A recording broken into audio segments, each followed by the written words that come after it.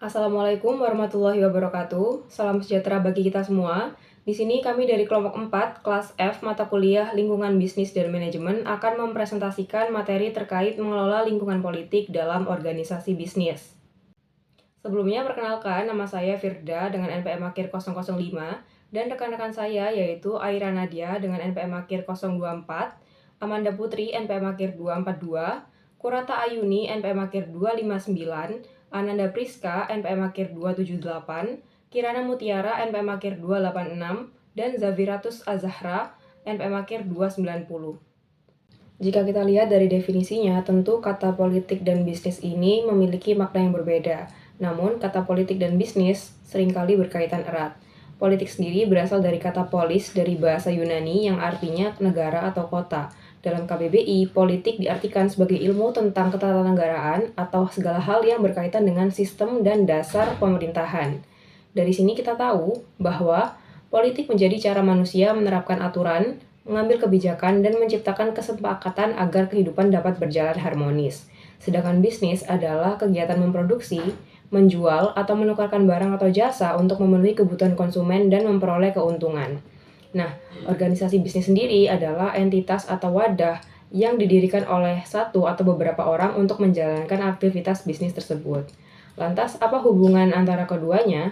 Hubungan antara politik atau pemerintah dengan bisnis adalah simbiosis mutualisme, di mana pemerintah hadir sebagai regulator untuk membuat aturan agar persaingan bisnis tetap sehat dan adil, menyediakan infrastruktur, dan memberikan keamanan serta stabilitas karena bisnis perlu jaminan atas aset mereka dan agar karyawan juga bisa bekerja dengan tenang sesuai hak dan kewajibannya.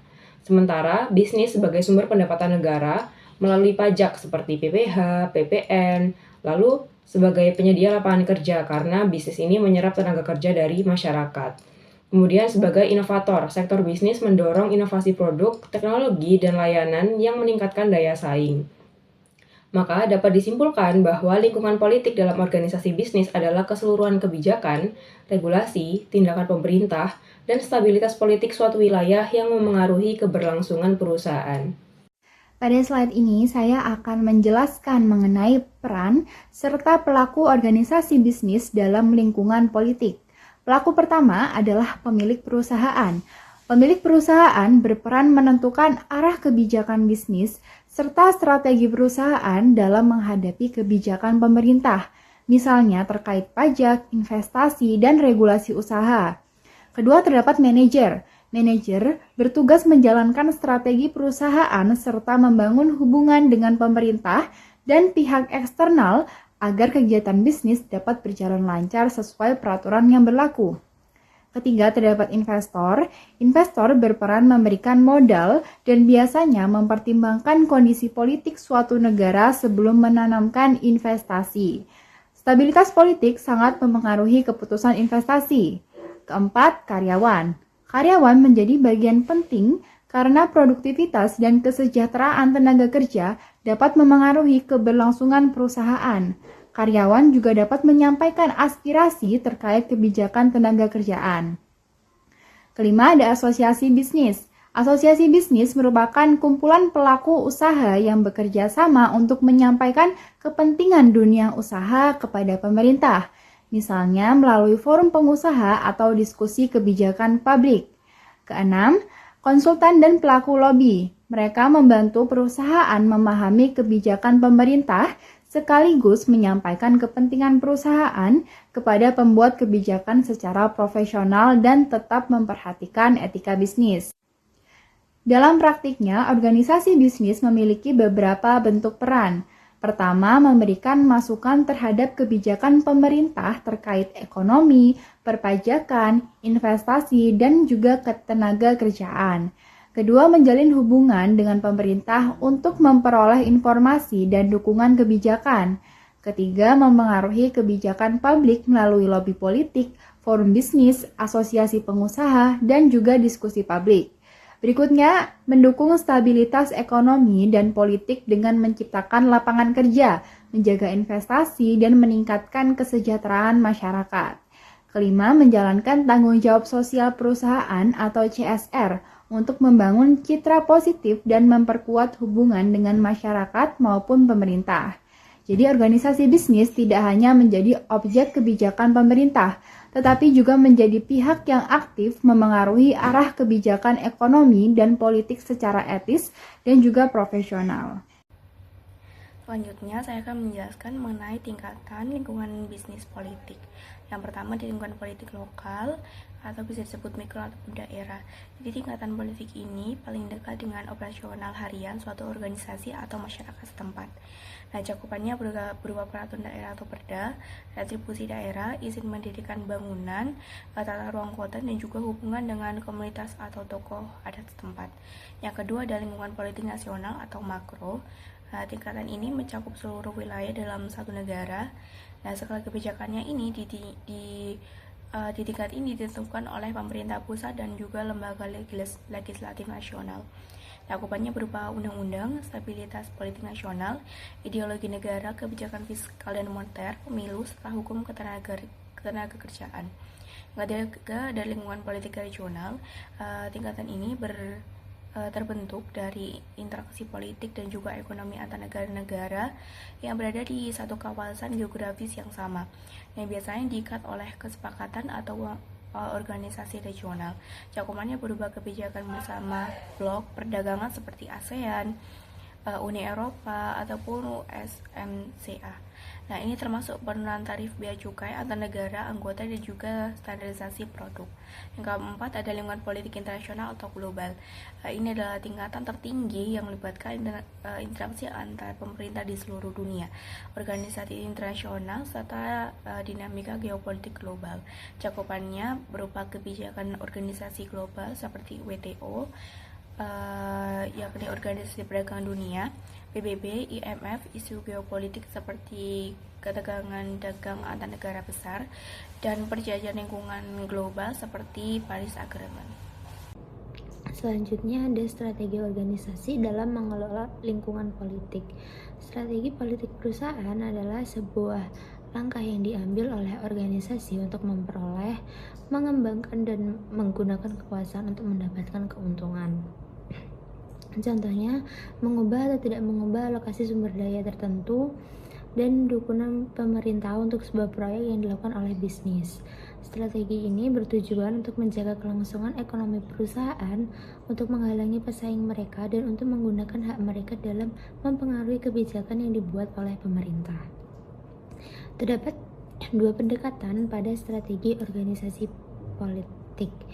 Yang pertama ada informasi strategi, yaitu pertama melobi, di mana perusahaan berusaha mempengaruhi penjabat atau pembuat kebijakan melalui diskusi dan penyampaian pendapat.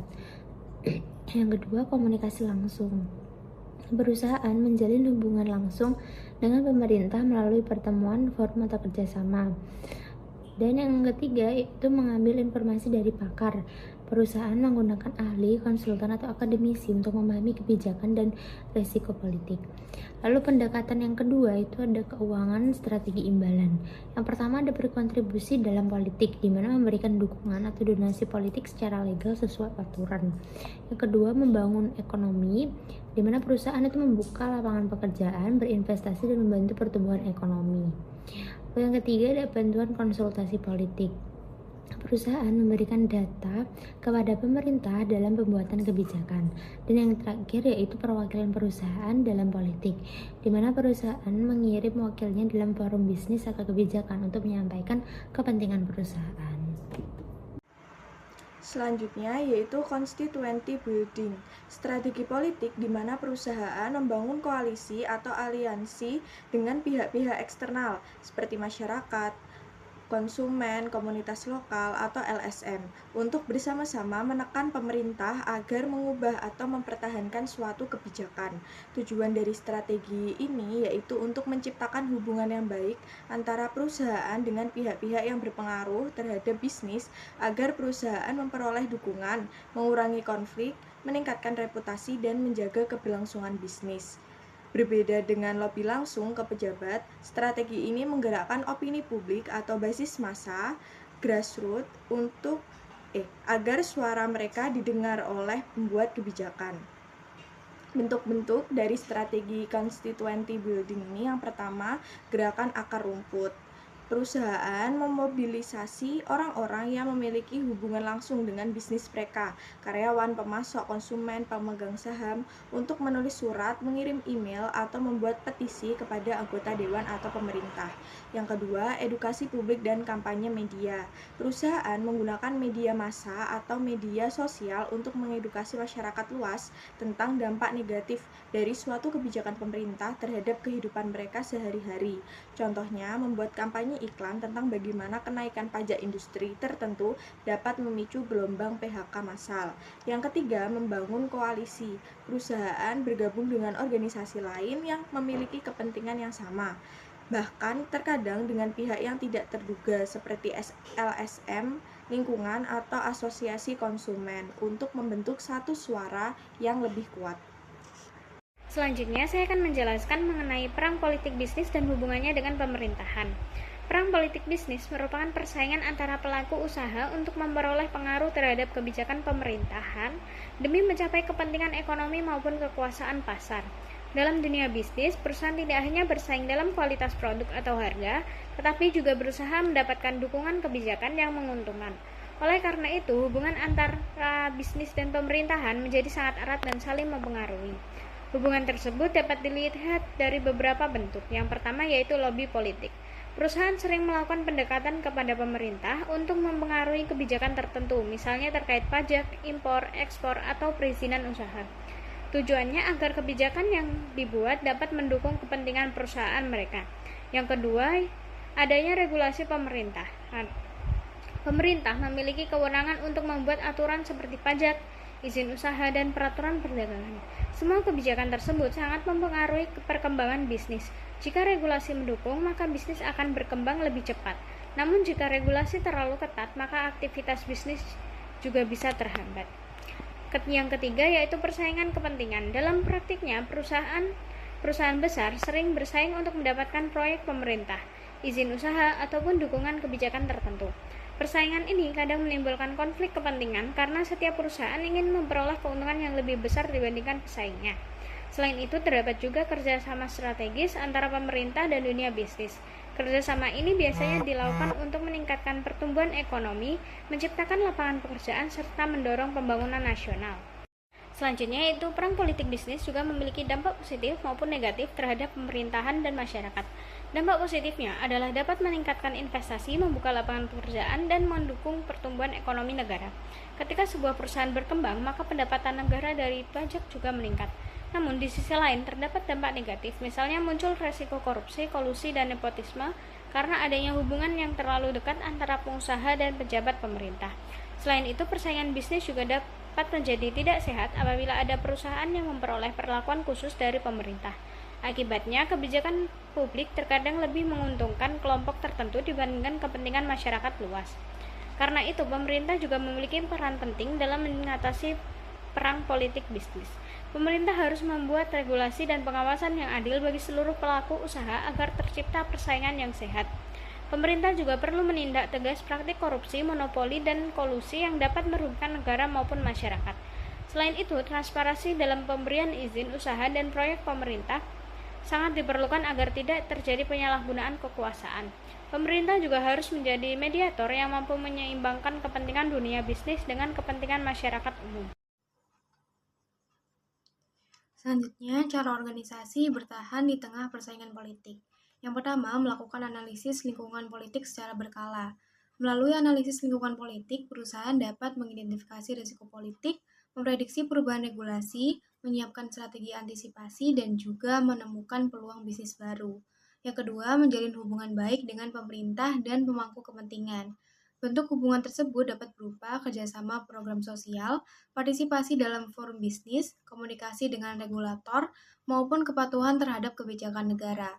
Lalu yang ketiga, menjaga netralitas politik perusahaan. Resiko jika perusahaan terlalu terikat dengan satu kekuatan politik, maka reputasi perusahaan dapat terganggu, konsumen dari kelompok lain dapat melakukan boikot, dan perusahaan beresiko kehilangan dukungan saat terjadi perubahan pemerintahan. Yang keempat, mengembangkan strategi adaptif dan fleksibel. Strategi adaptif dapat dilakukan melalui diversifikasi produk, diversifikasi pasar, perubahan model bisnis, efisiensi operasional, serta penggunaan teknologi digital. Lalu yang kelima, meningkatkan kepatuhan terhadap regulasi. Perusahaan perlu memiliki sistem pengawasan internal, divisi hukum dan legal, audit berkala, serta manajemen risiko politik. Yang keenam, membangun jaringan dan aliansi strategis. Aliansi strategis membantu perusahaan memperkuat posisi tawar, memperoleh informasi politik dan ekonomi, serta menciptakan dukungan ketika menghadapi kebijakan yang merugikan sektor usaha tertentu. Yang ketujuh, memperkuat reputasi dan kepercayaan publik. Reputasi dapat dibangun melalui tanggung jawab sosial perusahaan, transparansi, pelayanan berkualitas, perlindungan konsumen, dan etika bisnis. Dan yang ke-8, menyiapkan manajemen resiko politik. Resiko politik dapat berupa pergantian pemerintahan, konflik politik, demonstrasi, perubahan regulasi, dan ketidakstabilan ekonomi akibat situasi politik. Maka dari itu, kesimpulan dari presentasi kelompok kami yaitu lingkungan politik merupakan faktor penting yang mempengaruhi aktivitas dan keberlangsungan organisasi bisnis karena berkaitan dengan kebijakan pemerintah, regulasi, serta kondisi kekuasaan dalam suatu negara. Hubungan antara bisnis dan pemerintah bersifat saling membutuhkan, sehingga perusahaan perlu mampu memahami dinamika politik dan menyesuaikan strategi organisasinya dengan baik. Dalam menghadapi persaingan politik, organisasi harus menjaga hubungan dengan berbagai pihak, membangun citra positif, serta menerapkan tata kelola perusahaan yang profesional agar dapat mengurangi resiko politik dan mempertahankan keberlangsungan usaha. Dengan pengelolaan lingkungan politik yang tepat, perusahaan dapat lebih stabil, adaptif, dan mampu berkembang dalam jangka panjang.